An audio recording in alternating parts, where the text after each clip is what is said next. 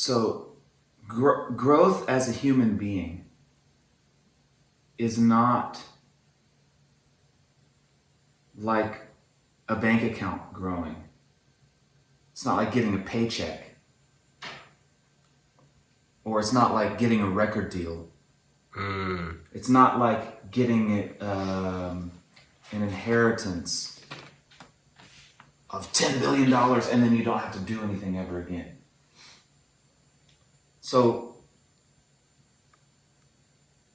we always, when we start like, a multi-week session or a retreat or something, we're always talking about understanding the big picture. Right? We're always talking about trying to understand the big picture. And sometimes I'll use the analogy like saying, I want to go over there, right? I want to go that way.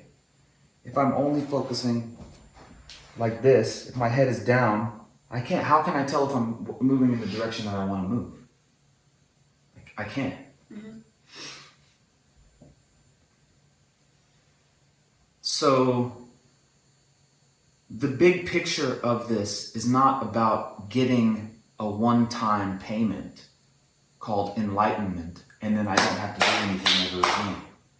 It's not that. It's about becoming a different type of being. That's it. That being is alive now. That being is alive now. That being is alive now. That being is alive now. That being is alive now. That being is alive now. What does it mean to be alive? Doing things, active.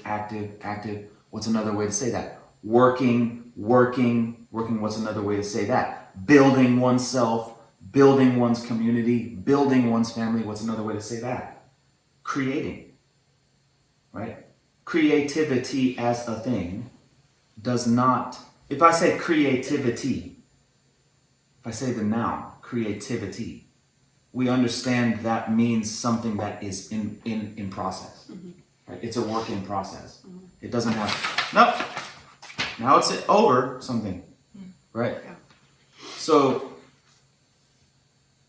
this is the basic, this idea of separating wheat and chaff and separating what's real from just bullshit, fake ass bullshit.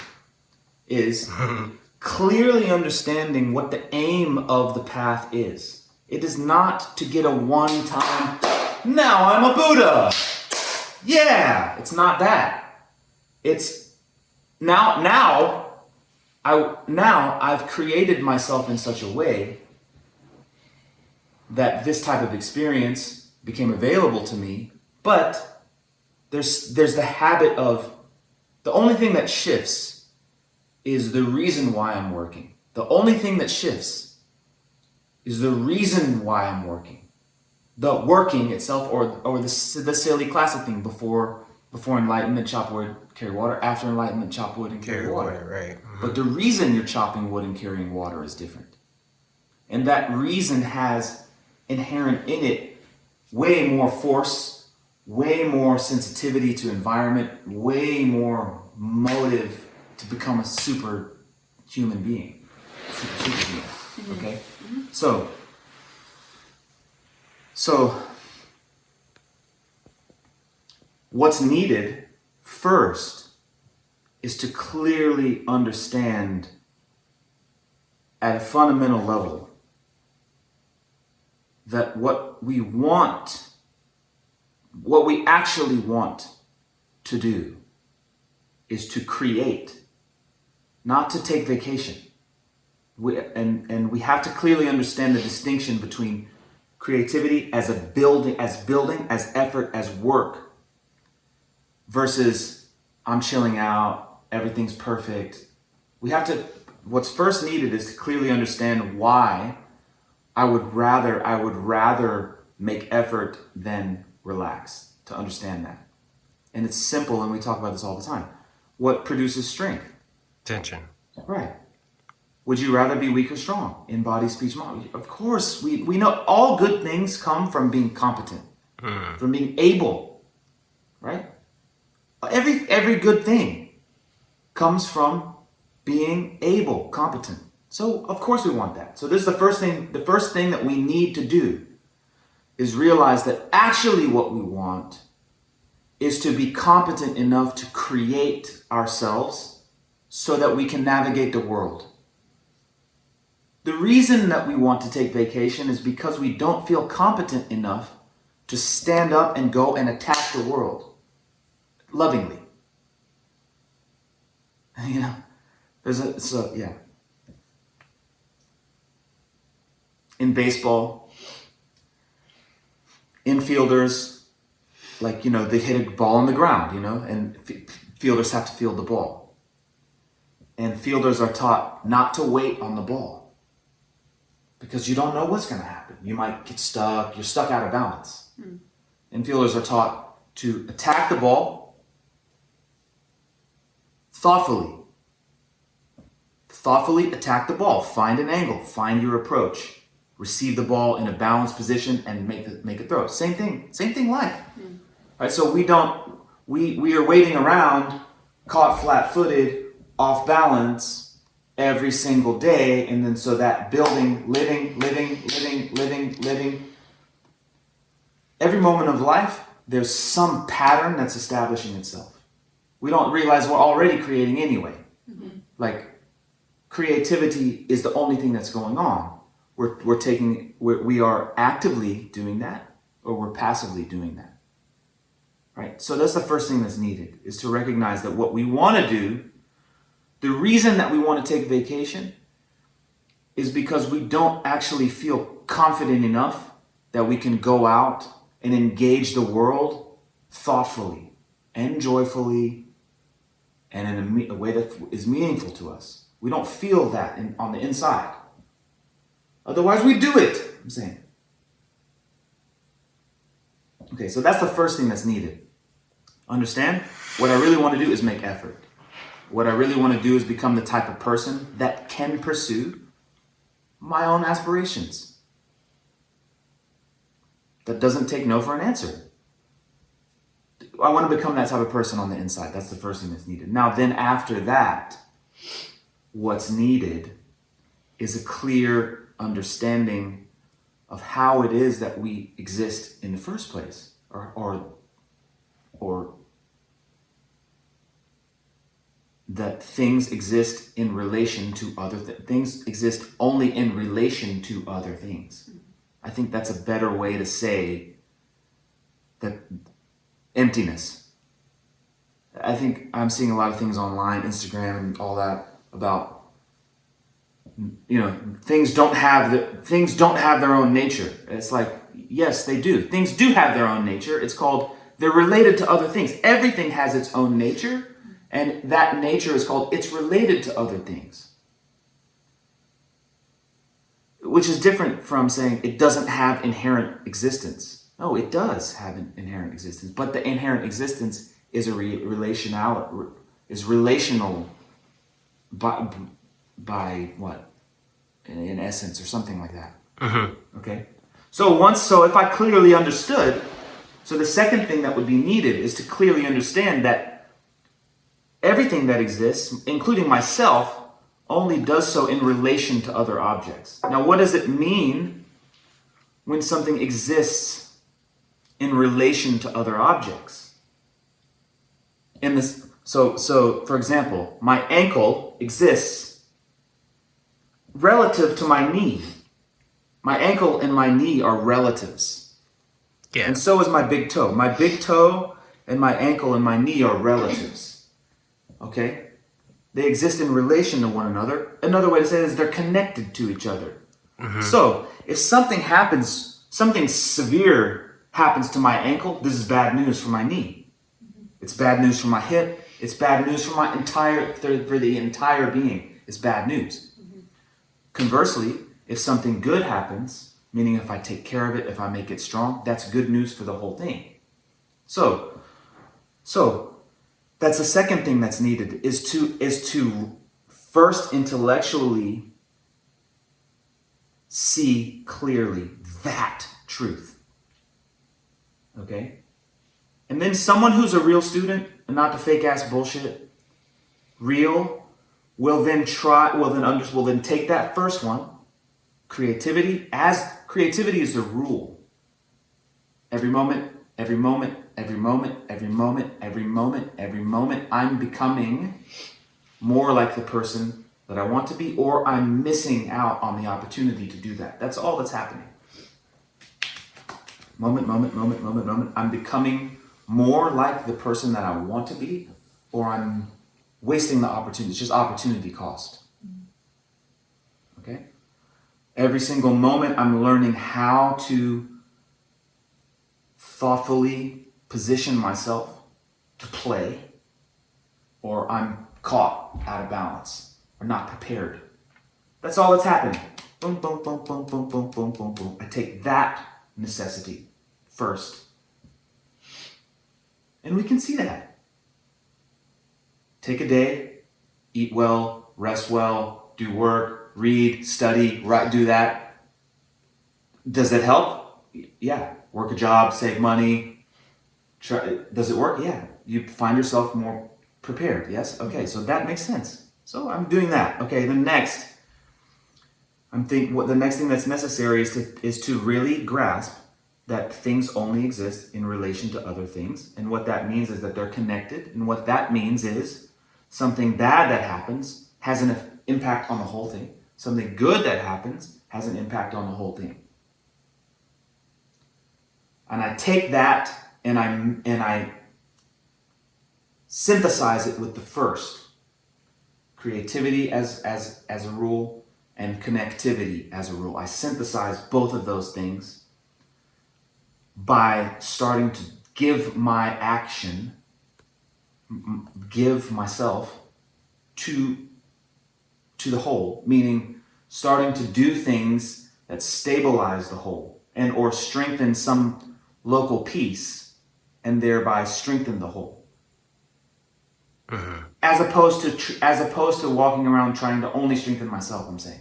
You have to take creativity, take connectivity, and synthesize them. Yes, becoming stronger personally, that works for sure. But if I'm doing that also with the understanding of connectivity, then I won't find myself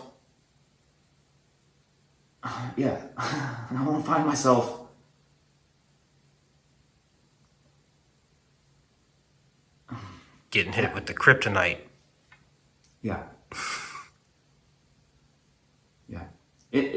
Another way to say that is there's a limit to how much we can quote unquote develop without recognition of connectivity. Say that again. So in the same way, let's think about health. Yeah. As an idea. when we say the word health, we understand that means some type of like holistic something. Like there's a lot of things included in that. When I say healthy, we understand that doesn't just mean that one thing is doing well and everything else is fucked up. Yeah. Right? We say healthy, and we're like, oh, that means like the whole environment is like thriving, it means like that. Right? But sometimes, you go to the gym and there's like guys who only work out upper body. Right? And it's like, I don't know if that's gonna be good long term. Or there's people who like bodybuilders. I don't know if that's, and then they get older and they can't move around or something. Right? Or people who take steroids, or I don't know what. It's like, and you're messing up the endocrine. I don't know what. I'm saying that if we only pursue that build without the connectivity, without synthesizing it with connectivity, then we risk distortion. Yeah, you might be super strong, but it might be so localized or so focused that it actually compromises the system. It actually has an inverse effect to what we're hoping to achieve. Success. I'm going to become the greatest manifester. Like it creates a distortion. Yeah. Right? I'm going to pursue fame. I'm going to pursue wealth. I'm going to be the entrepreneur or whatever it is. Yeah. If I'm pursuing these things without that second necessity, then I run the risk of of compromising. I run the risk of sabotaging myself is another way to say it. Yeah. Like, lying to myself, of creating some, yeah. Yeah. If you tighten a screw too much, you'll strip it. Yeah, that's good.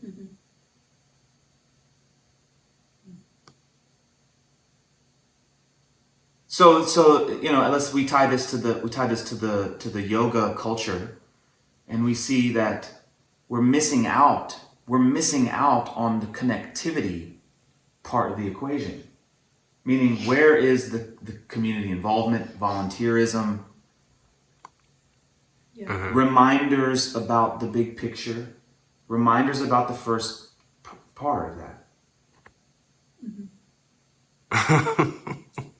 Right? Not, yeah. Yeah. Yeah. So we always say like, you're being a good boy, not being a good boy, you're being a bad girl. Is like, that's our society usually saying, you're being too artistic, or like you don't have your 9 to 5, or like you're not being a good person. But actually the in the sense that we were just talking about is like, you're not understanding the connectedness of everything, and that like you should be volunteering for something, and you should be trying to make society understand its collective connectedness. That just kind of dawned on me. I thought that was funny. It's an honor to have a yoga studio, first of all, to own a yoga space, because you can do shit with that. Then you actually are empowered and competent to go out into the community and educate people if you know what you're educating them about. So, you're not doing the right thing with your yoga studios. Well, I think the point. I think what I'm hearing you say, is that the point that we're missing is that we're trying to become suns, not black holes. Yeah, right. Right. We're trying to become stars, not black holes. Right? We're trying to go out to offer something. We're trying to go out and give. We're trying to give, which is an expression of something going out, going away. Right. Yeah. Right? We're trying to become stars, not black holes. Yeah. Not everybody come here, give me all the stuff. Give me all of the followers, give me all of the money, give me all the students. No. Right. In fact, anybody who's looked even just a little bit understands the difference between the two types of gurus.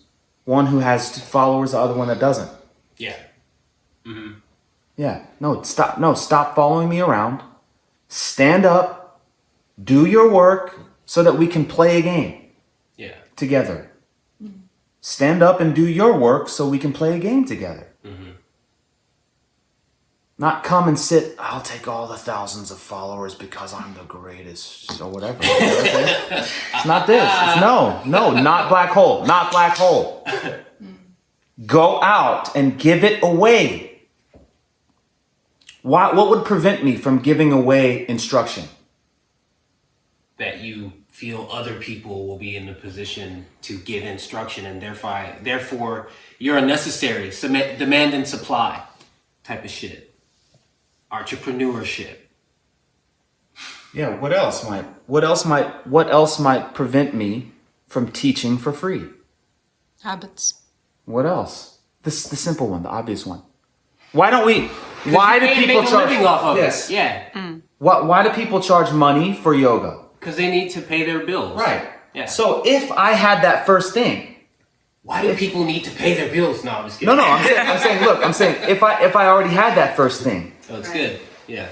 The ability to go and move and engage the world competently. Yeah. If I already had that and I had money. Yeah. So then I don't need to charge for classes. Yeah. And if I'm giving it away for free, I'm not charging for classes. That's like saying, hey, okay, that's fine. You can come. It is gonna have some cost. It's gonna call you now go and volunteer. You stand up. You do work. Yeah. That's the payment. Yeah. That's the real shit. That's the old school way. Right. Yeah. You're not gonna fucking make enough money off of being a yoga teacher anyway. So why don't all yoga teachers? So what we're educating people to do is to become competent. Because here's the gauntlet. Why don't all yoga teachers go and work a job at a restaurant, and then you'll have enough bills to pay for whatever you need to pay for, and therefore you can give away your classes for free.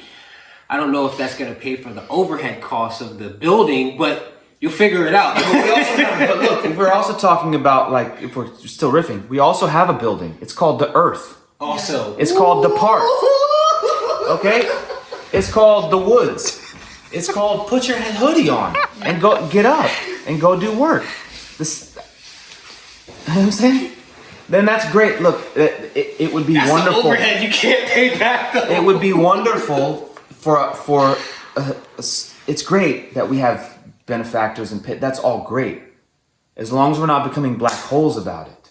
As long as we recognize that, okay, we do have this space, we do have this studio, we do have somewhere where we can invite people, but that's not the point. Yeah. That's just a preparatory stage, or as I was calling it, that's the charging station. The studio is the charging station, not the destination. Yeah. Right? It's the battery charge, so we can go take it out. Yeah. That's fire. Yo, I got one. Yay. Yesterday on the calendar, I won't name her, but she put a really good quote on there, and it was something like, blessed are those who give and forget, and those who receive without ever forgetting, or something like that. Like that, with the black hole. Call it a day. A day. Get rid of your yoga studios.